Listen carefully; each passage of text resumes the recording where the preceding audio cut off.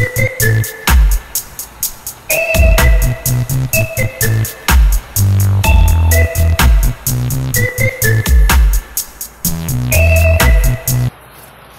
going on, everybody? It's Joseph Loera here with JaxFungiFarm. We are in the clean room right now, getting some work done. If you don't know, it pretty much all begins here. Well, it all began here. And now we're here. A little bit about what happens. You get some spores. You get those spores and put them on some agar. You grow this nice funky white stuff right here. And you take that white stuff and you either shake it up and make a liquid inoculant with it, or you just cut a wedge and drop it in this grain. This grain will take 2 or 3 weeks to colonize. That will then go into a 4-pound grain bag. That will take about 2 weeks to colonize, probably less. And then that will go into a substrate bag. We'll let that incubate before it goes to fruiting. We got a new location here, so we don't even have our fruiting rooms built yet. We're pretty much going as the mushrooms are ready. Once they are, obviously when they're ready to fruit, we'll have a fruiting room built. I think I've gone over this before. Oh, didn't mention before, we have a foot bath outside the door. Put them a flops. Get some bleach water before we come in, so it's nice and clean. I wear a mask. I'm going to put that thing on in a minute. I always wear the gloves and the fancy lab coat. Doing some inoculations today. I'm going to show you. I did some yesterday, 48 hours ago, and here they are.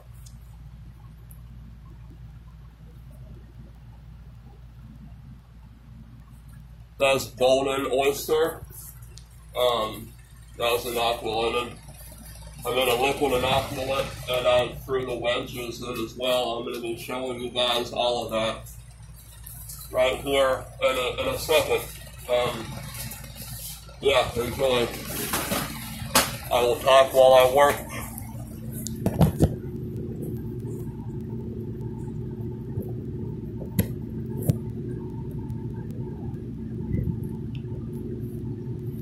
Try to get this set up right where y'all can see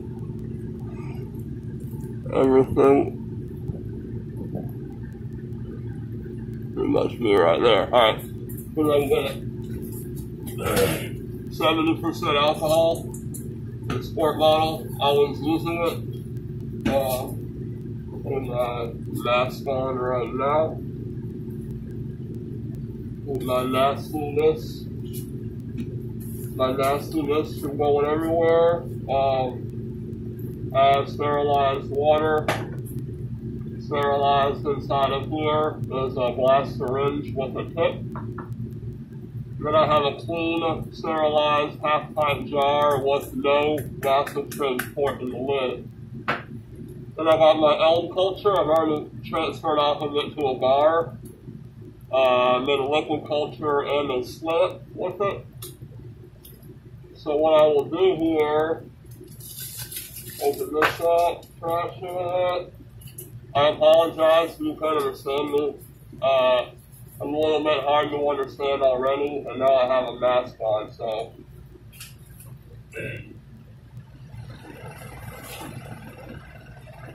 Working in front of a flow hood. I don't know if you can hear, I just turned it up a little bit.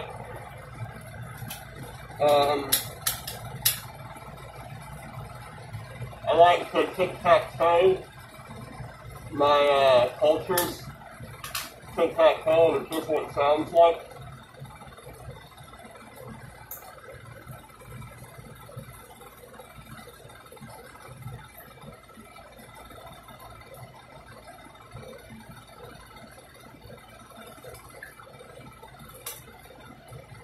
Alright. I kind of got my finger under the lid right there, and it wasn't really good. Hopefully I didn't touch it. Yeah, hopefully I'm really clean.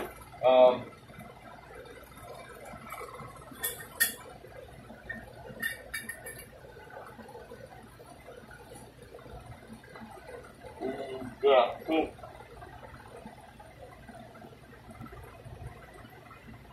I've been doing this a little over a year.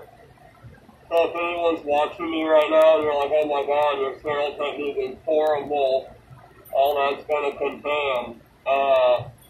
It shouldn't contaminate. The contam rate's around, I think it's like 8%. I don't know if that's high or not. I think below 10% is alright, in my opinion.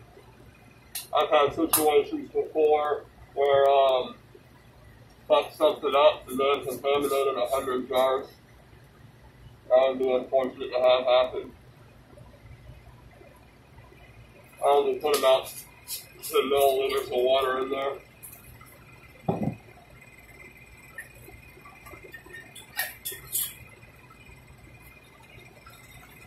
Simple as that. Give it a good shake.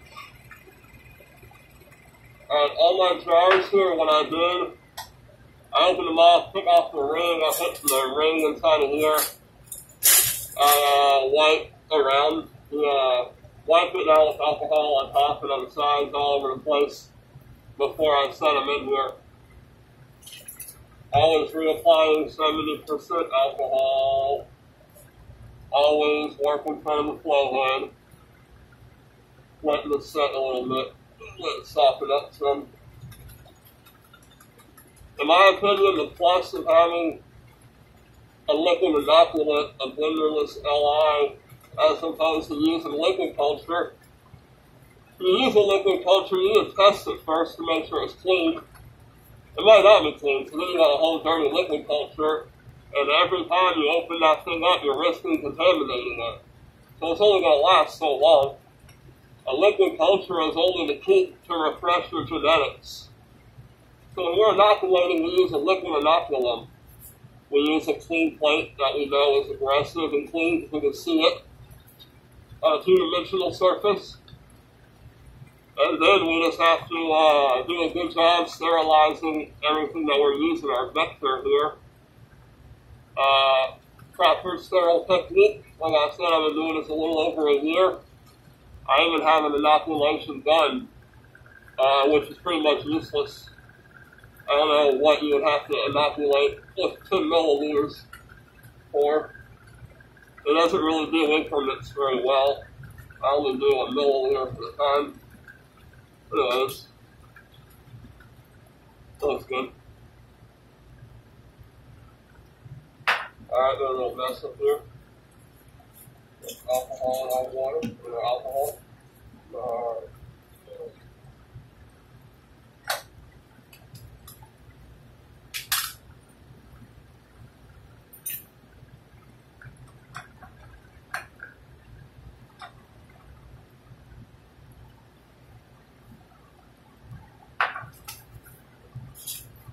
Alright.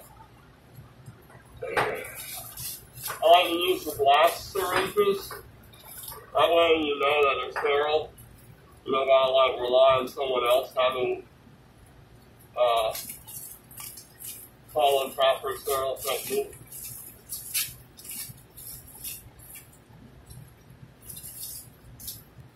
Glass syringe. Oh, the limbs. They like to stick closed. So I use the scalpel without the blade, and I burn the tip of it to make sure it's sterile, and then I pop all the lids up to pop them loose. Otherwise, you're going to like cut your fingers trying to open them. Alright. Here we go.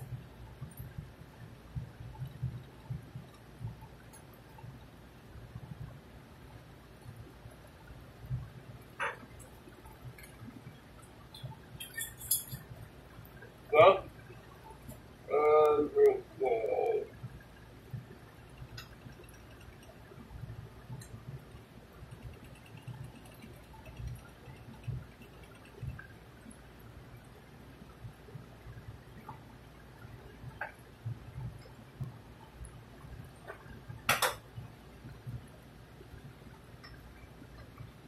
I'm not going to burn the needle every time. In my opinion, there's no need to do all of that. I'm not breaking through any kind of barrier. I'm not touching anything. I'm in front of my flow hood, so there's no reason for this needle to get dirty in any way. Now, if I accidentally touch something, yeah, I'll clean it. Alright, 8, 9, 10, that's what I want. So I touch that one, I'll done with the graph. Got my 9 left. So I'll do a little bit of this right here. There's the scalpel again. I got a butane torch I use, but it's in the other room now. I don't mind using the little scalpel right here.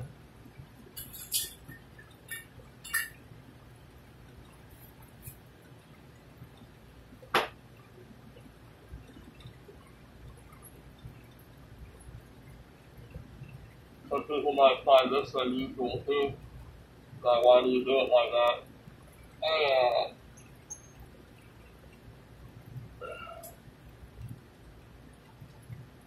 In my experience, I do a decent job pulling all of this. If I was having a high contam rate, trouble with contamination, I wouldn't be doing this still. I have at one point had trouble with contamination when I was using liquid inoculant. So I went back to just using the bar wedges again. Then I, after a little while, became confident again. And, went back to using a liquid inoculant.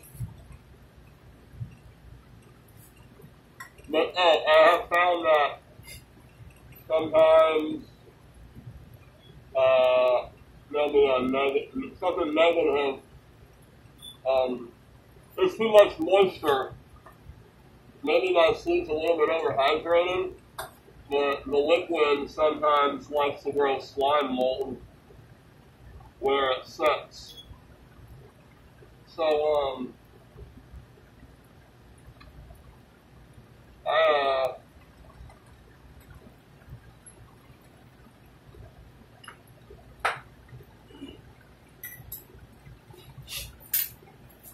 likes to grow slime mold, so I like to do the wedge also. I mean, 1 or 2 of these jars will kind of contaminate, but that's it. I don't imagine any of the jars with the wedges will contaminate. If any contaminated, it'll be the liquid inoculant. And, so it may look a little sloppy. I've gone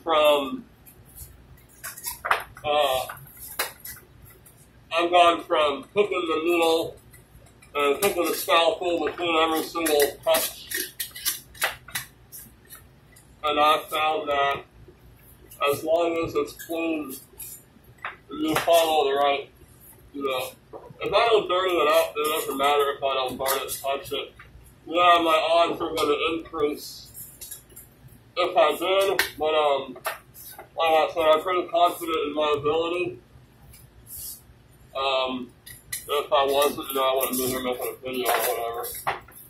Opening up myself to ridicule and all that. Like I said, not too long. I've been doing this a little over a year. It's been about 14 months now. I had a friend teach me how to grow. I cut that off. I had a friend teach me how to grow. So I was fortunate that I didn't actually have to learn from the internet. And I didn't have to research at all. He had a little farm, and he had me at his farm showing me what was up, how to get it all done. So I was able to set up my own area relatively easily.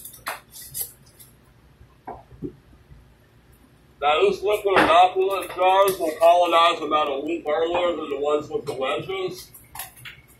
I like that because it gives me a little week window to relax a little bit. I only got to do half at a time, really.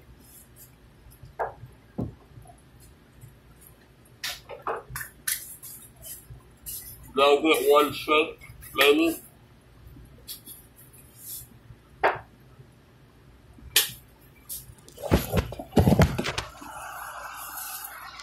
Alright, they should be colonized in about 2 weeks. There's some again that I did the other night. Come up quickly. There's a wedge up there, you see. They're all the same. Other jars. Different stages. Some nice little lines made right there, hopping around. You can't see it too well. Our militaris, our cordyceps here we got going on, that is brown rice, actual brown rice. LME, light malt extract. It is potato dextrose, and mealworm, live mealworm. I blended up. It seems to be growing exactly the same, if not better, without the mealworm. So I probably won't need to waste my time blending up mealworms in the future. This is wild lion's mane, harvested and cultured indoors. So our cultures come in, these are all G1 right here. Whenever they're about fully colonized, we will do the whole, what you just watched.